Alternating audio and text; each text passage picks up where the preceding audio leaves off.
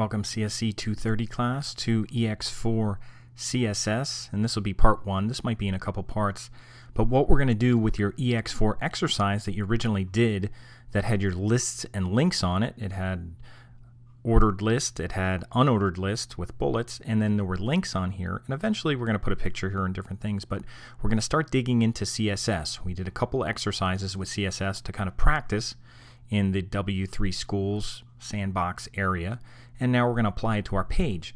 And the finished product is going to look something like this. The colors will vary a little bit because you probably have a different picture up here, and I want you to almost use some of the colors from the picture. It'll just look nicer.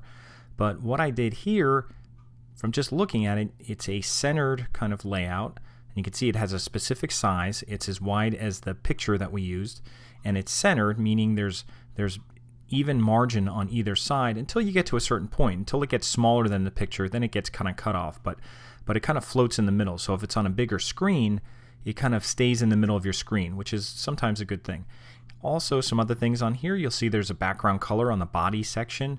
There's a padding amount that kind of goes around here. We're going to put a padding amount on, not just on the body, because the body would be the whole area. We're actually going to make a special section where we'll put margin around, change the color and the font on this area, which is the H1. We have paragraphs here. We made them bold. We adjust the spacing a little bit. We put a little spacing in the lists like we talked about on the previous exercise. We'll put a little spacing in the lists. We have a footer area down here where we'll put some padding around it. So all those little things we've been doing with padding and margins and colors, we'll just kind of put into practice a little bit to give us kind of a nicer looking layout than the generic look that we have here. So we'll have to get used to CSS a little bit, and we'll start right from the beginning. I'll code this right from the beginning, and we are going to do our code. Now I'm going to go into ex4. Now you should be looking at a document with ex4 that looks like this to start. It's pretty much just HTML. We didn't put any CSS in it, and I think I have a little area here that says CSS Internal Styles, and that's where you're going to put it.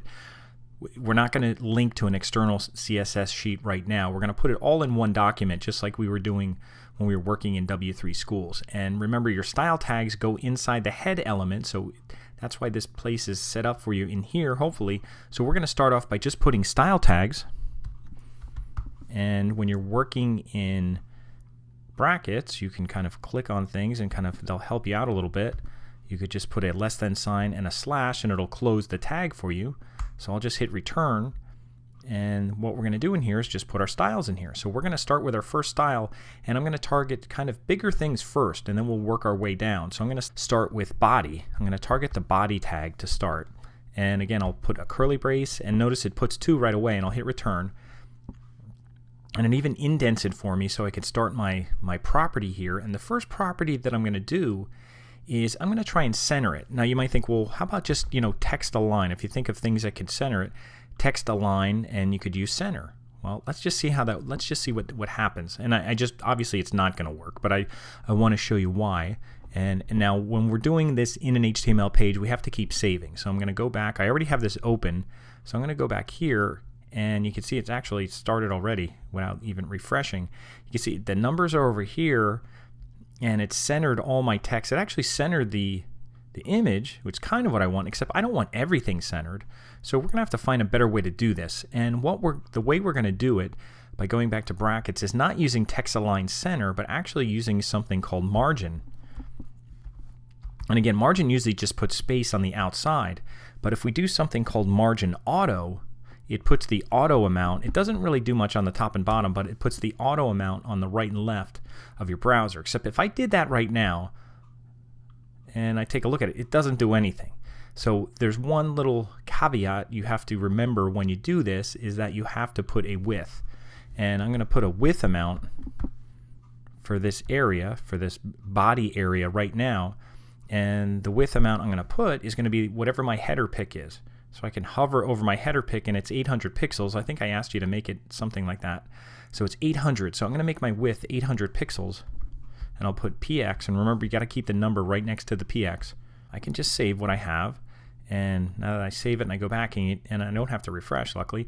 You see what it did now? It moved everything over. What margin auto does is it puts an automatic margin on either side of whatever your width is. Now you have to have a width, so it's putting auto. So then whenever I do that, it re-puts, I guess, an auto amount on either side, or kind of adjusts to that. So now it only goes so far. Once it gets smaller, it can't make your image any smaller right now. So eventually everything goes off to the left and gets covered up, and eventually we'll do responsive design so that it would show up nice in a phone or something like that. But for now, you know, depending what size browser we had, it would kind of just stay in the middle, and that's kind of what we're looking at right now. So that's kind of our start. So we did that. That's our way to kind of start it. And again, margin auto and width, we have to have both of these for that to work.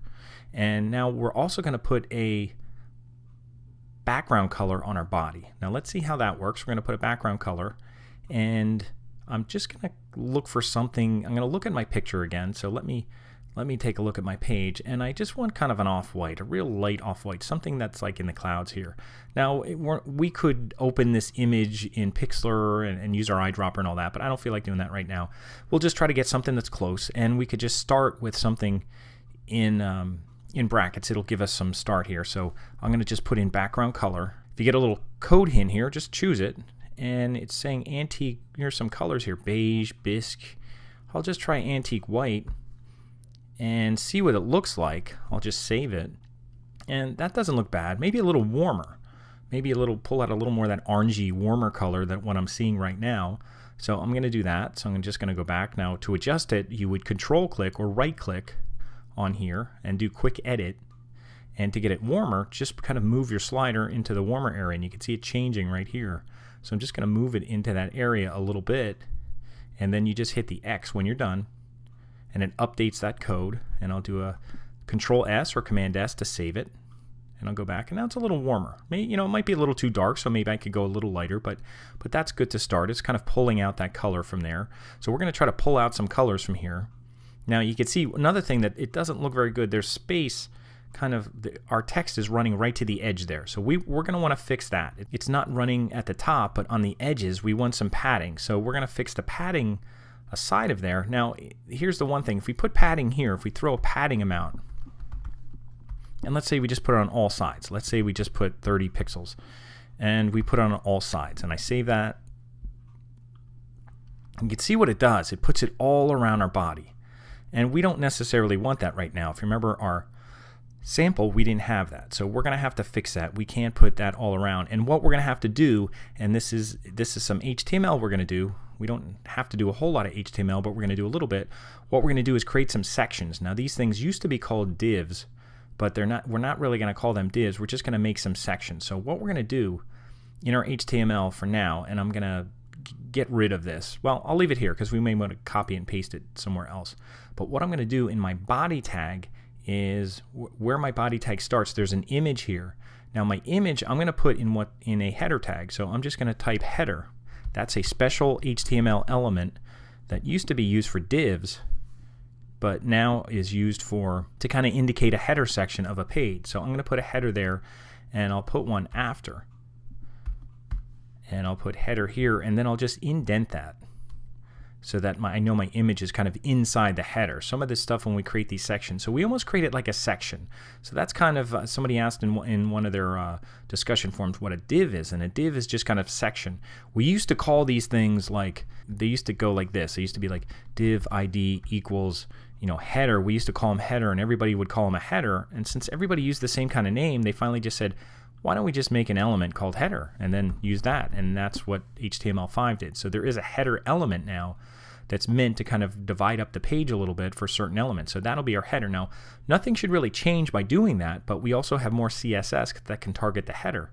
But I'll leave that for now. So, and the reason I'm going to do that is because I'm going to create a main section, because this is my header section. I'm going to take away that padding on there, but I'll put a padding on a main section that'll be just below the header. So it won't include this, and it won't include this area here. So I'm just going to fix some things on the bottom.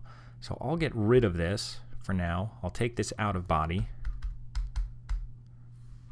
and I'll just save it, and I'll go back, and this is kind of what I want now. So I don't want padding in this area, but I want padding on here. Now I don't have an area that I could apply that to yet. So what I'm going to do is create one. So I'm going to create an area where everything else is going to go I'll call it main, and you can see it comes right up, main. and I'll just hit return, and then everything that goes inside main I'm going to indent. Now be very careful, because now all these things, there's my lists and everything I'm going to indent here, and I want to make sure I keep everything in my same indented pattern. You want structure is very important, so I want everything to be indented. I want my line items indented inside my lists and all this other stuff. These are at the same level. Remember, LI is like a child of OL, which is a child of main, which is a child of body. So there's kind of this inheritance kind of that's going on here that we're going to talk about later, but just indenting kind of helps for the time being. Now, another thing I didn't do yet, and you can see I have red things showing up in red down here. I didn't close my tag. So I need to close my main tag. So I'm going to put that after here, and I'll just start it and put main, and you can see it even lined it up so that they're kind of parallel with each other. So that's my closing main tag. And then what I can do with my main tag, I'll go right up here into my styles, and I'll just hit return, and I'll create one called main. I'll target main, and I'll put padding 30 pixels. So that should put it around just that, and make sure you spell things right, and that should put it just around main and not necessarily around the whole body. So if I save that and I go back here, now it's kind of set up nice. So I kind of have that. Now I didn't put it around here. That's why we're going to fix that copyright later, so it kind of looks like this. But so I'm not worried about it just yet, but I do want that padding around here, and you can see we have way extra padding up here that we're going to have to fix a little bit. So there's way too much space in front of that H1, which we're going to adjust a little bit, and we're also going to adjust the fonts a little bit. So one thing I'll do to make all the fonts kind of a font that I want for the whole page is I'll go into body, and anything that you put in body pretty much does everything that you see. So I'm going to put font family, and for font family I'm going to use kind of a sans serif instead of a serif like Times New Roman or something like that. I'm going to use more like Arial or something like that. I might start off with something called Tahoma, and then maybe for a second choice I might use Verdania. That's a common one. Even you'll see Calibri, because that's used in like Microsoft Office. And then I'll use Arial. Now you don't have to use this many, but I'm just showing as many as I can right now. And then I'll put a comma, and then the last one I'll put is sans dash serif. That means whatever the default sans serif is, it'll use that. So that's kind of how font family works. It's kind of your first choice, second choice, third choice, fourth choice, fifth choice. You don't have to always use that many, but I'm just using a bunch here. You know, even for something, if I spelled something wrong, then it would just use Verdania. I'll do that for the time being. Let me just save that, and I'll spell Tahoma wrong, and I'll go here, and here it is, and it's actually using Verdania. If I actually control clicked and did something called inspect, we'll learn to use this a little bit, and if I go down here I could see rendered fonts Verdania, so it's not using Tahoma because I spelled it wrong. So it's going to the next font. So I'm going to fix that and just make sure I spell it right here, and I'll save it. And then if I go back and did the same thing, I did a control or right click on here, and then I chose inspect, and it brings up this kind of developer console, and I'm just using this bottom part, and I didn't refresh it. Now it's saying Tahoma. So now it's using the right font, and you may not even see the difference, but I see the difference. But it's just Verdania shows up just a little bit bigger because the lowercase letters are bigger. So this is kind of how it's set up so far. We're going to be doing some adjustments to adjust the size here. We're going to adjust the size in between here. We're going to put spaces after these. We're going to put our little bottom area, our footer area on here, and maybe I'll do that for the last thing, and then we'll take a break. I'll put a footer area down here. This is the last paragraph that has the copyright, and I'll just put a footer element, and I'll kind of wrap it around. And then after the P, I'll hit return and do a closing footer. And I'll, just like I did with the image, I'll make sure it's indented on the next line so I can see that that paragraph is in between footer. And then what I could do is I could put an element that targets footer, and what we're going to do is do that background color example. This is going to be our footer. It'll have a background color of the same blue we use here, which I'm going to take from up here. We'll make it white, we'll make it bold, and it'll have padding around it. That's how it will center up and down and sit in that area with padding. So we're going to do that, and we're going to adjust some of this, and I'll do that on part 2. So I'm going to take a break here, and we'll keep moving on.